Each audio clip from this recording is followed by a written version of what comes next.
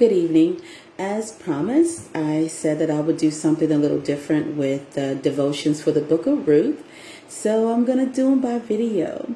So I hope that everyone had a chance to read the book of Ruth. It's very short, only 4 chapters. And so tonight we will dive into our first chapter.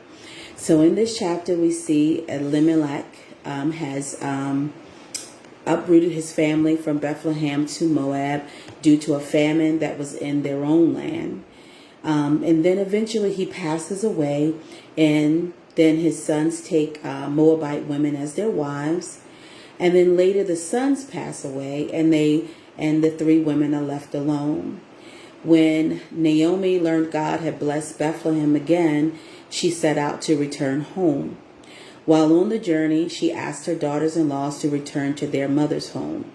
And during that time, they would say mother's home, although the father was there too, but they said mother's home because this was the way or the time in which the daughters would go back home if they were widowed, and the mother would help them prepare for marriage again. So that's why she told them to go to their mother's home. But on her first request, both women refused. And then she requested again, and then Orpah decided, okay, I'll go back, and she kissed Naomi and she left. However, Ruth decided to stay, and she clung to her all the more, and she made a covenant with her.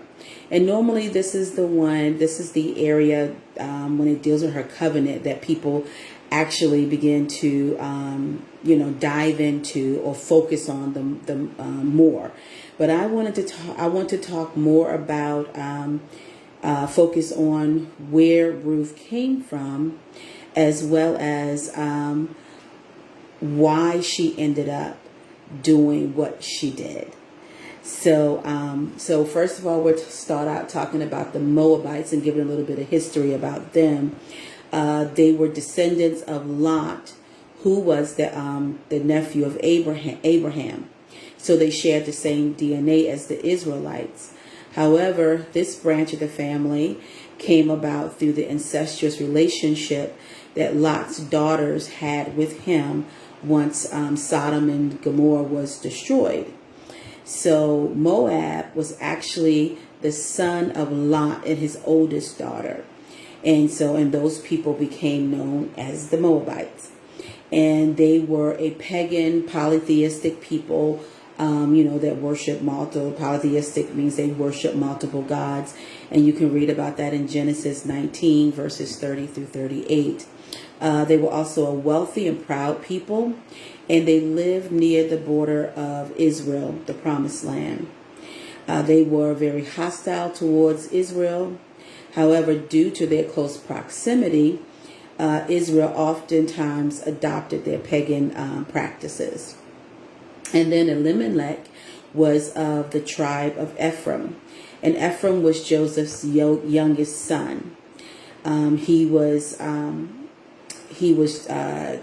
Joseph's youngest son. And when Israel or Jacob went to bless the boys, it was tradition to bless the oldest child.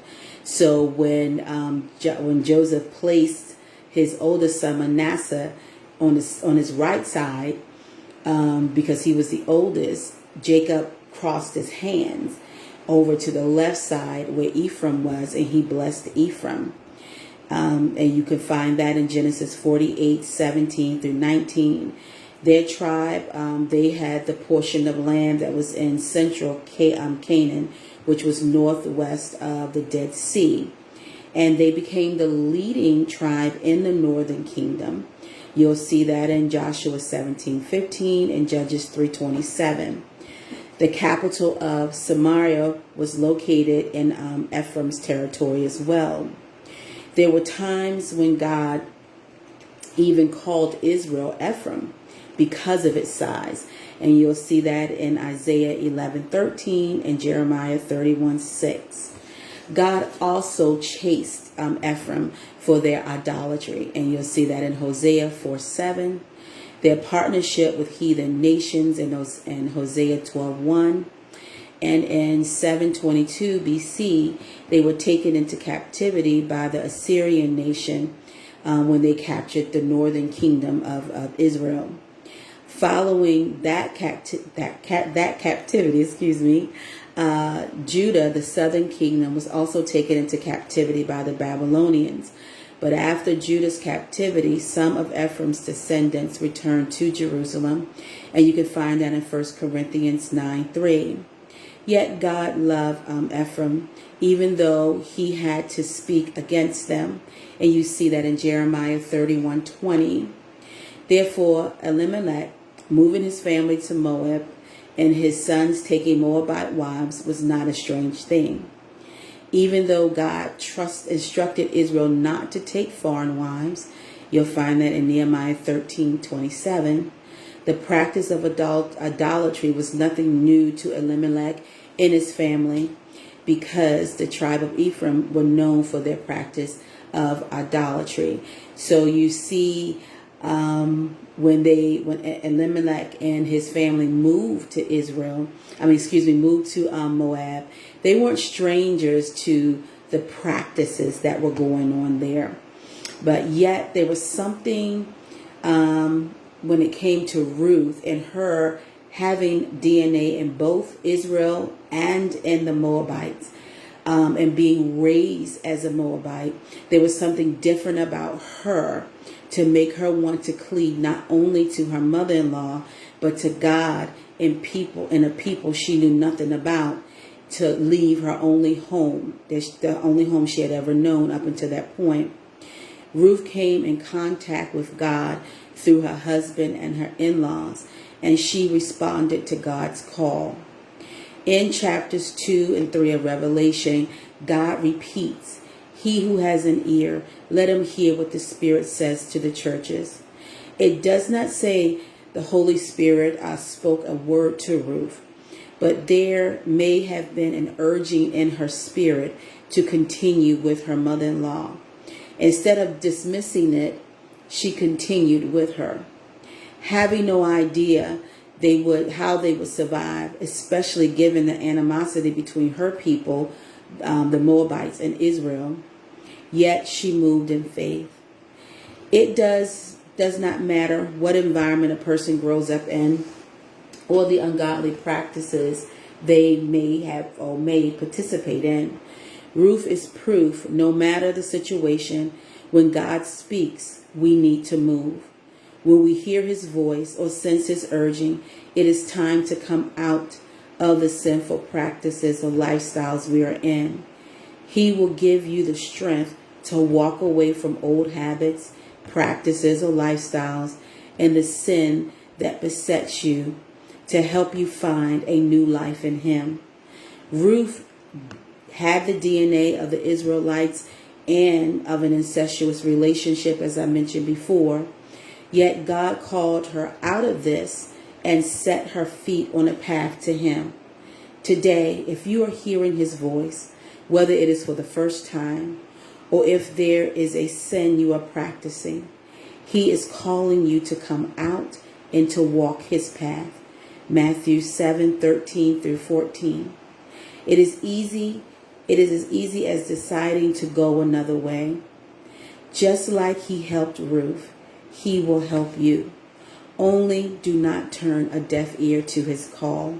And that's the part that I wanted to focus in on this devotion, is God is speaking. And when he is speaking, whether you are an unsaved person and God uses the life of a believer to start speaking to you and you hear his voice, stop what you're doing and go God's way.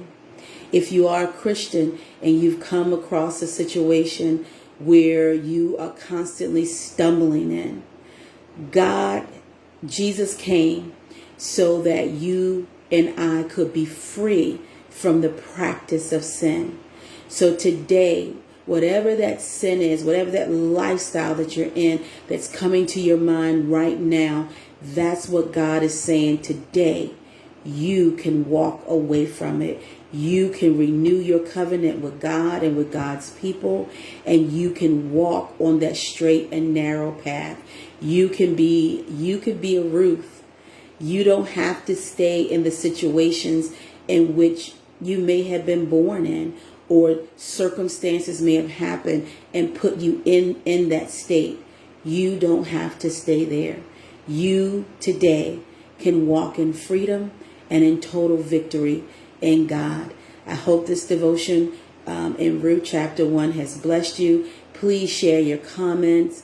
Let me know what you gleaned from chapter 1.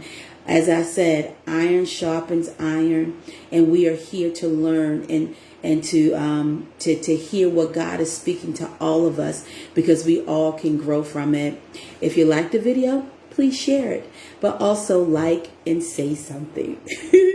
All right, you have a blessed evening, and I look forward to sharing chapter 2 with you tomorrow. All right, have a blessed day. Bye-bye.